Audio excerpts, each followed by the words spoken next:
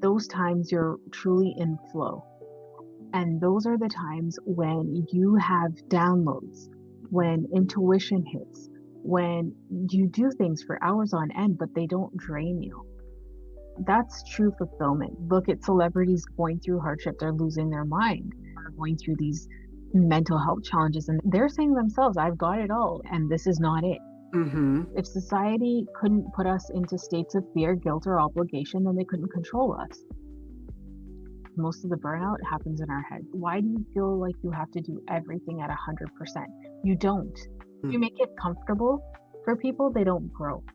Hello, everyone, and welcome to another episode of the Self-Care Oasis podcast. I'm your host, Samantha Gregory, and I have a guest today, Miss Ashmita Arora. She is here to talk about fulfillment, abundance, and the role that self-care plays. And I think it's going to be a really amazing conversation. So welcome, Ashmita. I appreciate you being here. Thanks for having me. I'm excited to talk more about this subject that's very needed at the time. Sure. So I always ask the guests to just kind of tell us about who you are, the kind of work that you do, and how it relates to self-care.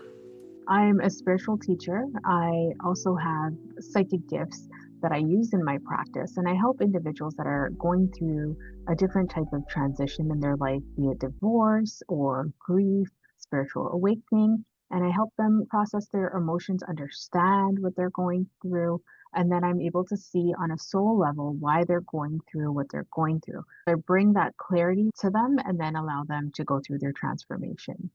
In our pre-conversation, we talked about a lot of things. And so I'm excited about our conversation today. Before we actually started recording, we were talking about abundance versus fulfillment. So can you talk about that and what that means and how we get caught up in one in pursuit of the other and we don't really realize it and then we end up being burned out. And so tell us a little bit more about how you see that and how people can pursue the right thing. Yeah. So, you know, those moments in life when you're just doing something and the time gets away from you and you're enjoying what you're doing, those times you're truly in flow. And those are the times when you have downloads, when intuition hits, when you do things for hours on end, but they don't drain you. That's true fulfillment. That's when, things are coming to you from source. That's when you're getting it from a divine place. Passion, whether it's swimming, art, or reading a good book, something that you are very connected to at a soul level.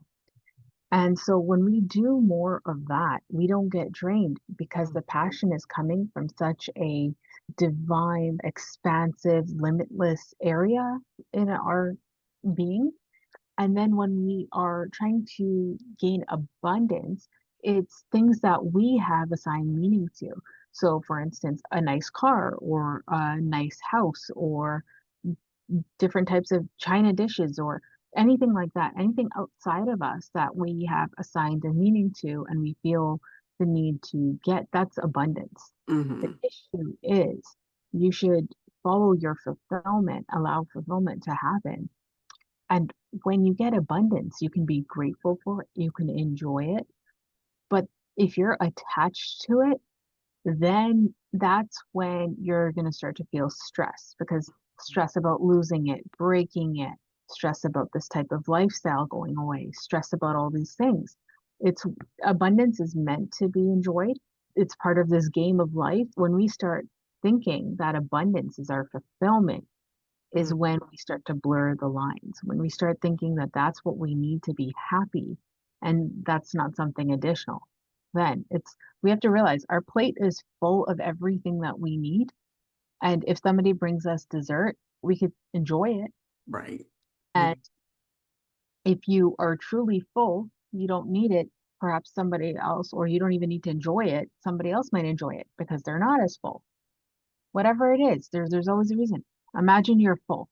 You've eaten your plate, you're full. You get that dessert, and now you think, well, I got it. I might as well eat it. Mhm. And now the next week, there you are on the treadmill or whatever, trying to burn off the calories from something that you really didn't even get that full satisfaction from Mhm. because you weren't craving it or you weren't like it was, you just had it to have it.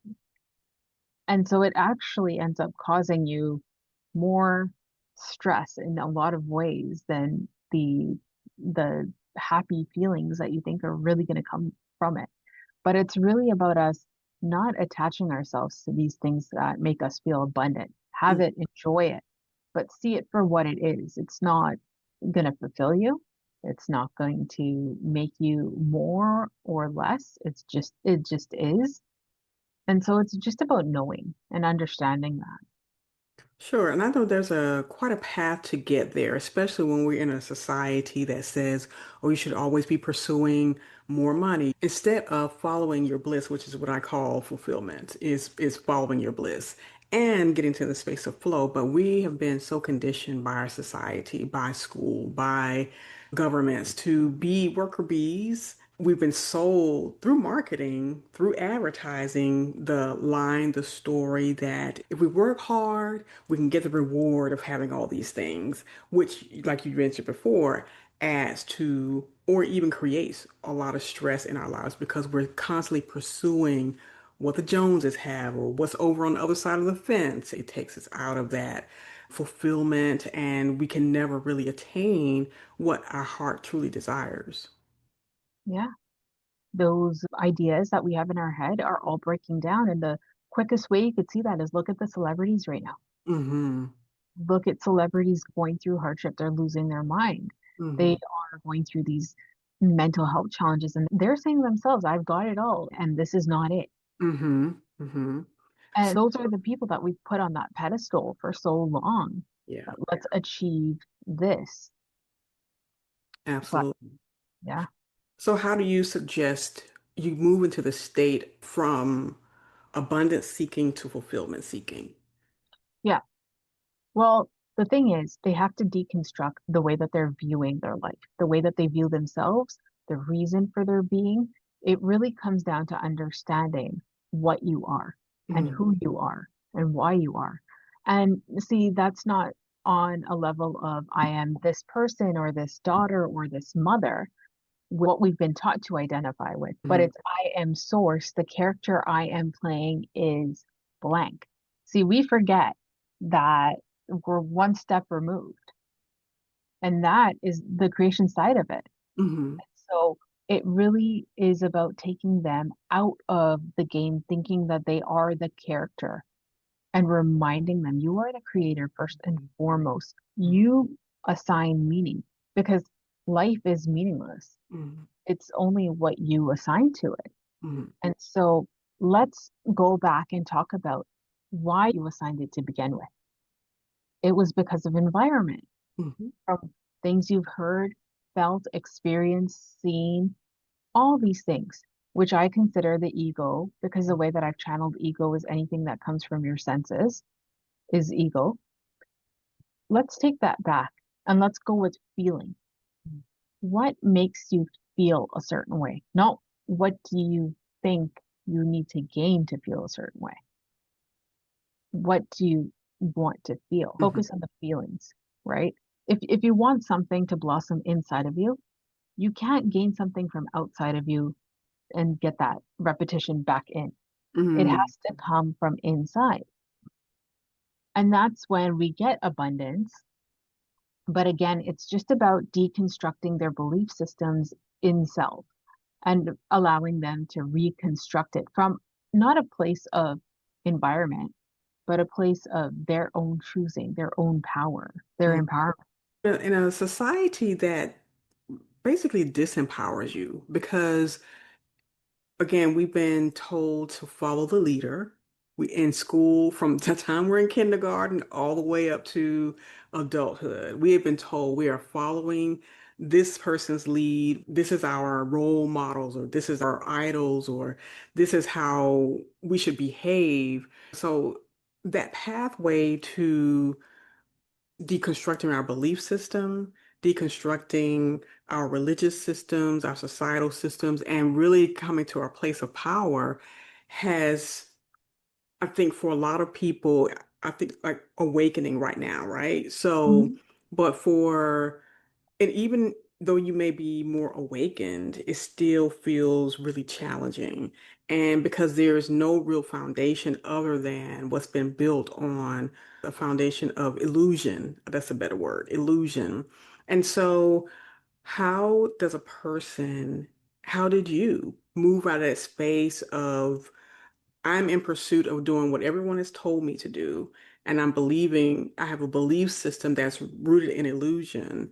How do you start to pull that apart and really see yourself and see your own power? And how did you do it? Yeah, I do this thing called following my inner compass. And the way that I do that is when I think about belief systems, my belief systems, or things that I want to do, I ask myself, does this make me feel expansive or contracted? Mm-hmm. And is it coming from fear, guilt, and obligation? If it's coming from fear, guilt, and obligation, I do not do it. Mm-hmm. I do not do it. Not that I don't find fear, guilt, or obligation in what I'm doing, but the purpose, the reason that I'm doing it cannot be rooted from those things. Mm-hmm. Because if it's coming from any one of those, it's just going to cause me more of that. Yeah. You can't expect to put more black food coloring into something and get white. It doesn't work like that. Mm-hmm. So for myself, if it makes me feel expansive, I'm going to do that. Because the more you feel that you're following an expansive route, the more you're going to be expansive, the more you're contracted. Doesn't matter what the individual event is or situation is. Mm-hmm. Because when we talk about like individual things, that is more of the meaning again and the small circumstances that we have assigned almost icons to. But if Mm-hmm. you go on a deeper, very energetic level, there's two things. It's either contraction or expansion. It's very simple. We just think we overcomplicate. And Absolutely. so Yeah. it could be something like if somebody said, "Hey, come on and Samantha, share your story with this audience of 500 people." Going to be like, "Wow, my story gets out there. I feel so expansive." Mm-hmm. But the moment that you're getting out there, you feel scared. You feel fear, and then you're like, "Oh, I feel guilty because I've already said I'm going to do this." Then you still go do it because you're doing it from expansion, even though you feel obligation in that moment, but the obligation comes from the fear. You Mm-hmm. know, if you're only doing it to say, do somebody a favor and you really don't want to do it, then that's contraction. Right. Okay. It's that root. So that's really helped me. And it's incredible the things that open up for you in your path. Because when you say expansive, you don't even know what expansive feels like other than expansive. And, that can come in so many different formats. So if you just follow that, you will breed more of that. And it's going to come in from places that you don't even realize, synchronicities that you don't even realize. But it is very rooted in people. People over identify with this physical realm sense of self, their job, their place in the world and what society says. But think about it like this. If society couldn't put us into states of fear, guilt, or obligation, then they couldn't control us. They have to. Yes, you're so correct. I was watching a couple of different shows. One of them was, I don't know if you've seen K-pop Demon Hunters. Oh, yeah. And that's like the prime example of how our energy is extracted from us because of the attention that we give certain things, and giving away pretty much our power through our attention. And how it's all extracted from us because of the distraction. And it was for me such a vital lesson and an eye-opening experience for me and how I'm like even just relating all the different characters to what we're seeing in society now, what we're seeing politically, what we're seeing socially. And it's just like, wow, this is crazy how we are all just being, if you're not awake, if you're not aware, sucked up into someone else's agenda so that we can stay off kilter, so we can stay contracted instead of being in an expansive state. So I really feel that and understand that. And you mentioned before in our previous conversation about we're now leaving the Piscean era and we're moving into the Aquarius era. So can you talk about that a little bit? It's great. You know, all the ones that felt like they were the outsiders, the ones that felt like they didn't belong or they were misunderstood. Their time has now come Mm-hmm. because they were out there, they were up in the air. But essentially, the Piscean era is just full of control. It was what we needed in order to build the foundations, build the industries, build society in a certain format because it was the era that needed to contract us. It was the era that needed to put us into boxes. And it was the era that needed to make us feel like crap for not fitting in those boxes, Mm-hmm. not achieving. But it was also the era that told us that everything outside of us is what we need to achieve. The body, not from a health perspective, but from a fashion or beauty idealistic viewpoint, the like makeup ads going on, Avon was out there and all these different things from outside of us. And now everybody's going internal, self-discovery. Mm-hmm. That's the main difference. Piscean was a lot about building outside of ourselves. And then Aquarian is really going more into source and who we are on a soul level. But what happens during these two phases is when people come out of the Piscean era, it's almost like when they do leave a religion, they almost want to demolish everything from the religion. And in that, they demolish the good, Mm-hmm. the root, the mystical roots that are there, the true nature of what religion was meant to voice out to us. They demolish it all out of, I'm not doing any of that anymore. Same with spirituality. You'll notice a lot of people going through the awakening that want nothing to do with the 3D realm. Everything is spiritual and up in the air. That's not, you can't float forever. What comes up must come down. Yeah. The thing is, you have to understand the Piscean era. You have to understand the structures. Then you have to understand your power and your ability to manipulate your life and the meaning of your life and your perception of life to experience what it is you need to experience. Because unless you have contraction, you have no reason to expand. Mm-hmm. So we still need these challenges. We need all the hardships and all these things that are happening. We need it. And right now, like you said, the level of illusion that is around us is crazy because there is so many people waking up. So of course you got to throw in things to make people think that they're awake. Mm-hmm. And so when they go, we're waking up and we're waking up to the feminist movement. Well, okay, that can be dangerous.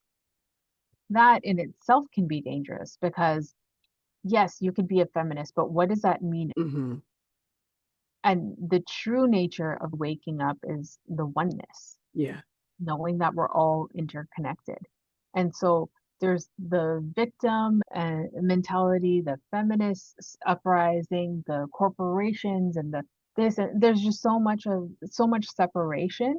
Mm-hmm. And then the more that we start to realize how skewed everything really is. And when we talk about even Hollywood, the Barbie movie that had come out, Mm-hmm. there's one set that just thought it was like a stupid movie. Mm-hmm. They thought like this is nothing. Then there was another group that thought, well, like this is feminine power and very empowering. Then there was the third group that was like, she's going through a spiritual awakening Mm-hmm. and she's seeing how everything is connected, right? Yeah. Because they're Barbie fans, the ones that thought this is just being against men. Mm-hmm. Until they kind of wrote it off. But for me, when I watched it, I go, it's full on spiritual awakening Mm-hmm. and discovering this new world, completely different from what you thought was out there, Sure. but Absolutely. blending the two. Hey, it's Samantha. Quick note about something I've been working on. You know how much I talk about radical self-care and protecting your energy? Well, I realized cut chaos is one of the biggest energy drains for the women I serve. So I created Bliss Tech Solutions, my tech therapist practice for wellness coaches, consultants, and female founders who are done with tech overwhelm. If you need systems that actually work, AI-powered content creation, or just someone who understands both tech and boundaries, I'm here for you. Visit blisstechsolutions.com or DM me. Let's reclaim your time and your peace. And I think that's important. That's important to note because in the Barbie movie, I saw it once. So her recognizing feminine power versus feminist power is very different. And is we all have masculine and feminine energy, and we all can be connected to one or the other, sometimes one more than the other, but that's still what makes you a whole person. Mhm. So I really am in space of embodying that understanding and belief system. It's like, yes, I am, we all are comprised of both masculine and feminine hormones and energies, et cetera, et cetera. And then, but some of us just identify more with one than the other. It doesn't negate the part that you don't necessarily make the most prominent in your life. And I think that's so important to recognize and remember that everyone comes from the same source, like you just mentioned, and that we can find a way to connect, find a common ground. And it may not be in this life, it may be in another, but that's okay. As long as we're willing to be accepting first of ourselves, because the more you can accept yourself, the more you can accept others. And then also recognizing that we all have a role to play. We all have a part to play in our own life, in our own world. And we can invite people in, and we can not have other people inside of our lives because they may be a distraction. They may be harmful to us as we are trying to elevate and become more and more awakened. So I really like how in the discussion about deconstructing the systems, the beliefs, the ideology. And we talked a lot about religion in our conversation as well. So, from a religious perspective, and I know that it has been so foundational in the why we believe what we believe and why we have the work ethic that we have. Separation, even because of patriarchy and because of the structures around that. So, talk a little bit about the deconstructing, just even from the religious standpoint and how some of it can be harmful. We don't want to get rid of the things that draw us into a higher spiritual level, but we also want to kind of move away from the things that keep us segmented, boxed in, and rigid, and how it's becomes more dogmatic and the ideology of it. Yeah, I think it's really getting to the root of the religion and understanding that when we talk about God, these things are all expansive. Mm, There aren't walls to tell you you have to be A, B, and C to be loved, or you have to be A, B, and C to be good this or that. mhm. This is what it means to be that. It doesn't.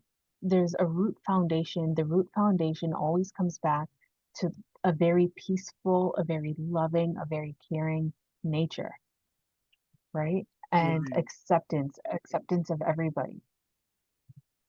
The reason that so many people are having a challenging time with this truly is because of all the walls and all the barriers that people have put onto religion, what they've taken and contorted it into. And this is where take the good that resonates with you, take Mhm. the pieces that make you feel expandable. If it makes you feel contracted, if it makes you feel like you're doing it out of fear, guilt, and obligation, then you know to throw that belief into the garbage. And there's not anything in this world that everybody agrees on. There's not one thing. Right. And so you can't think that every single person is not a good person because they don't follow the same rigid ideology. Mhm. You have to think there's something to that. If you feel like you're doing something that keeps you contracted, that's contracted, the contraction. Expanded, it's so simple, yet we just overcomplicate. Yeah, Yeah. yet again, even with religion. And it's just something that's passed down, it's something that's engraved, it's something that we have just grown up with, and it's very, very embedded into us. So it's just about saying, you know what, I can redefine this for myself because you can, because it's your life essentially. Your life has meaning. The meaning is what you assign to it. So Absolutely. allow yourself that freedom and that grace to choose. Hmm. So, pivoting to the topic of self-care, how do you see that self-care fitting into the fulfillment versus abundance seeking? How does that fit in terms of making it a foundational part of who you are, especially when you're burned out on all of the work and obligation and religion and what everything that society is saying that you should do and pursue, and you hit the have it all mentality? What would you say to the woman that is dealing with that? Yeah, think about it like there's a tap. You turn the tap on, the water is flowing. Imagine that source, that's the divine, that's when you're in flow. So if you put that cup under the tap and you just hold it there, that cup is going to overflow. It's going to constantly overflow. So you can give to a friend, you can give from that cup because it's in a constant state of overflowing. But if you fill your cup, turn the tap off, leave the tap off, and then you're giving from that one cup without refueling yourself, you are going to burn out. Really burn out is when we are not in that flow state, when we're not allowing ourselves that time to rejuvenate and we keep just giving and giving. And I know that they're thinking, but I have things to do and I have the kids and then change how you perceive it. Hmm. Then change how you perceive it because most of the burnout happens in our head. Why do you feel like you have to do everything at 100%? You don't.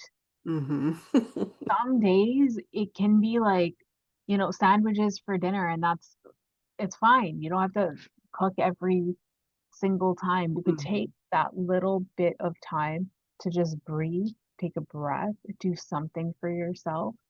And I know half the time we get so caught up in doing. I've got 3 kids and I've got 2 businesses. We get caught up in doing. Hmm. But it's those little moments and we just need to be able to say no or change how we look at it. Look at it from a blessed perspective too. I'm so blessed that I have a job to go to, these kids that I prayed for, whatever it is. Hmm. Look at it in a different context because if you keep thinking, I have to do this, I have to do that, again, it's energetic. That's all you're breeding. Hmm. And so the beautiful part of this is even if you can't change your outside job or the things outside of you, you can always, always change how you perceive it. And if you can't change how you perceive it, then you're attached to the meaning that you've assigned it. And if Hmm. you're attached, you can detach. Yeah. I love that. I think that goes back to our power. I think feeling powerless is a habit. Hmm. Because we have been told, well, you can only, like I said, do what they say do, or, be this way. As a mother, you must be perfect and you must make sure you're meeting every need your child has, or if you're married or in partnership, you must meet the need and the obligation and the burden that has been placed. This is another thing to be deconstructed as well. The role of mothers, the role of women, so that you can take time and breathe, so that you can recognize and remember that you have to check in, you have to replenish, you have to restore yourself. So I love the turning on the tap and allowing the water, and it doesn't have to be a big gush. It could be just a steady flow of energy that you are allowing into your life and filling your cup so that it does overflow.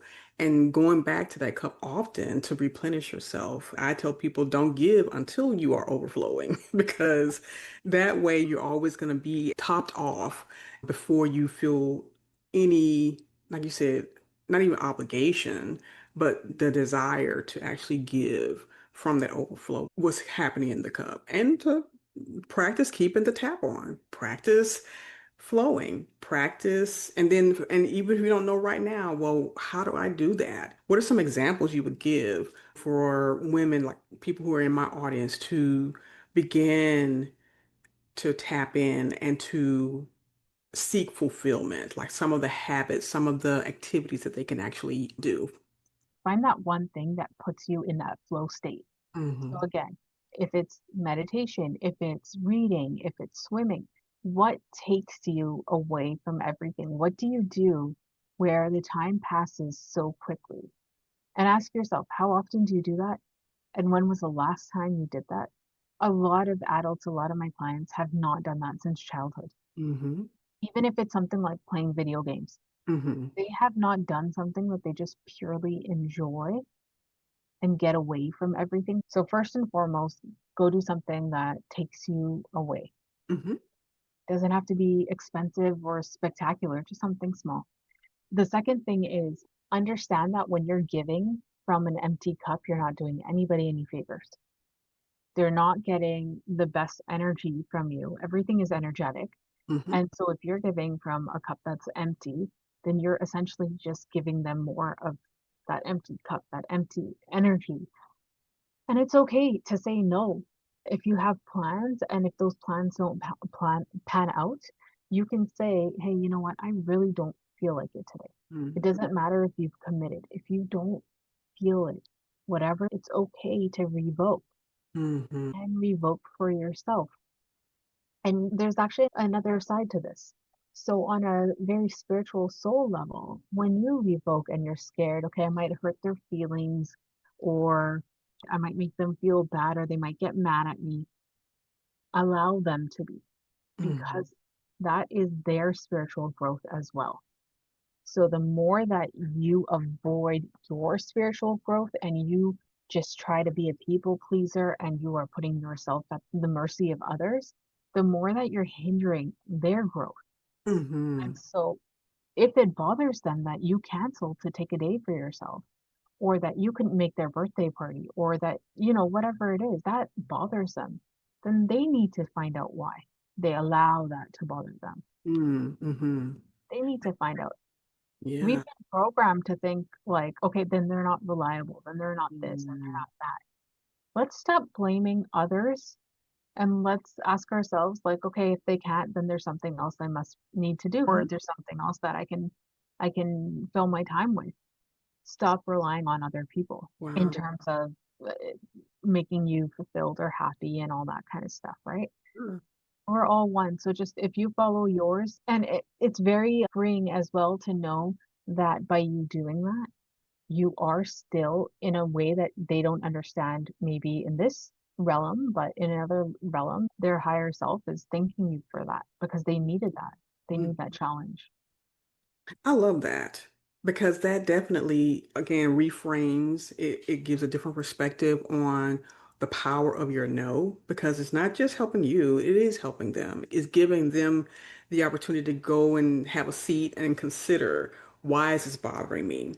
Why is this making me feel this way? Why am I giving away my power to this person to control how I feel?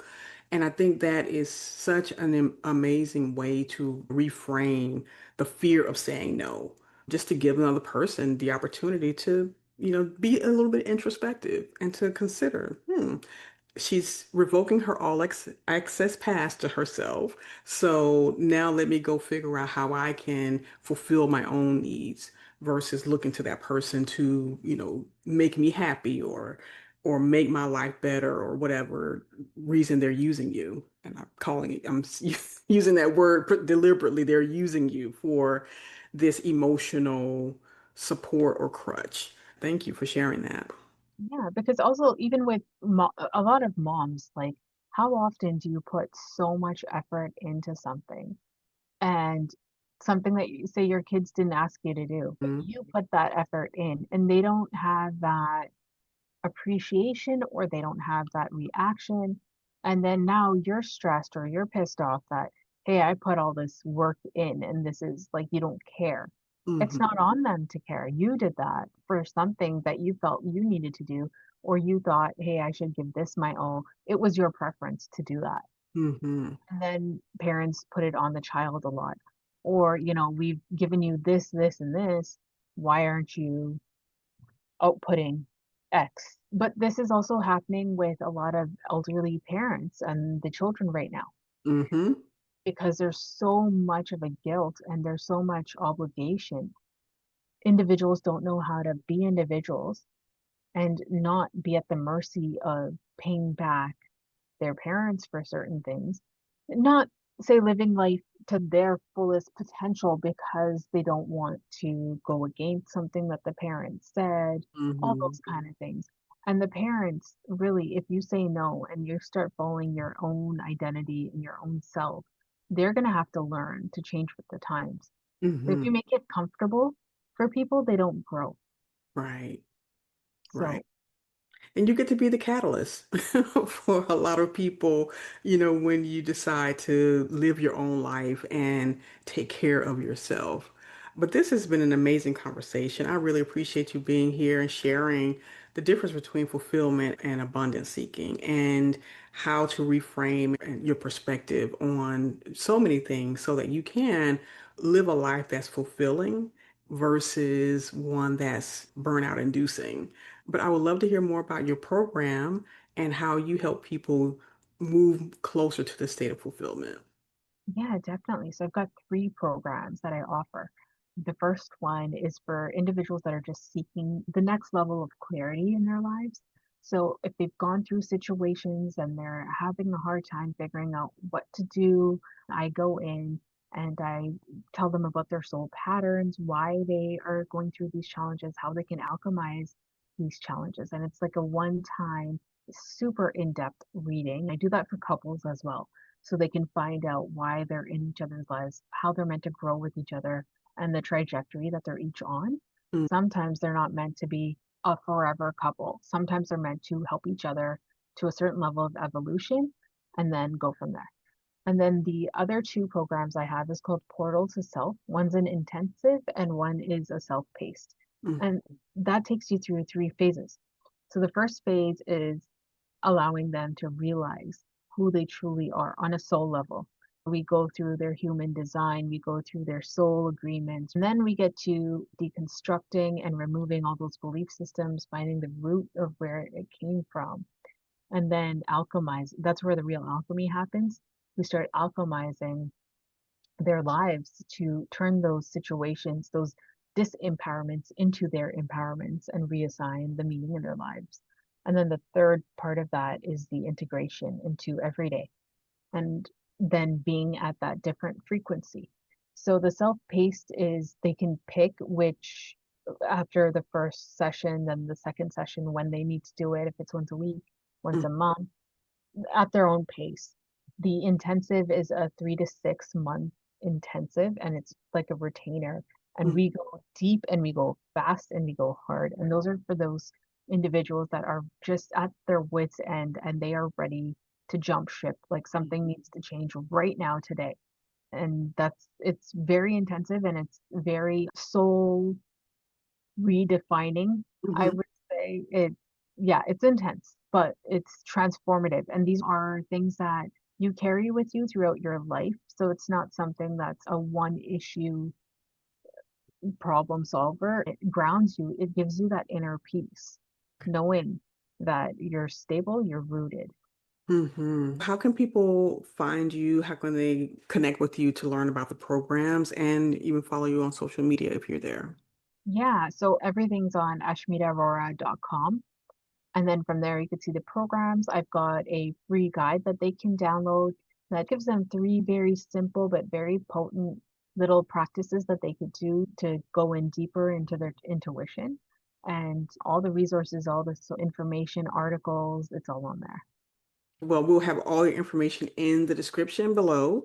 And so I just want to thank you again for being on the Self Care Oasis podcast and for sharing your wisdom with us because I think that it's really even this information is life changing because it does help you start to think is a catalyst for change for our audience. And so thank you again for being on our show, Of Asmita. course. Thank you for having me. Awesome. And thank you all again for listening to our episode. Be sure to check the description box where we'll have all the details of the program, social media. And until next time, I hope you have a wonderful day because you absolutely deserve it. Take care, and we'll talk to you again soon.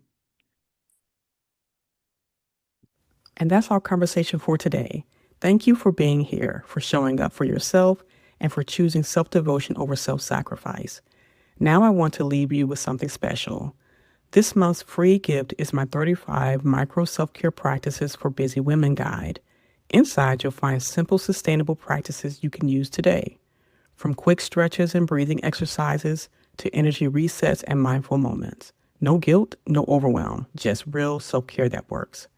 Download it free at selfcarealchemist.com/selfcare guide. I'll also drop a link in the show notes. Pick one practice and try it today. Just one. That's how transformation begins. Thank you for listening to Self-Care Oasis. I'm Samantha Gregory, and I'll see you next time. Until then, choose your bliss.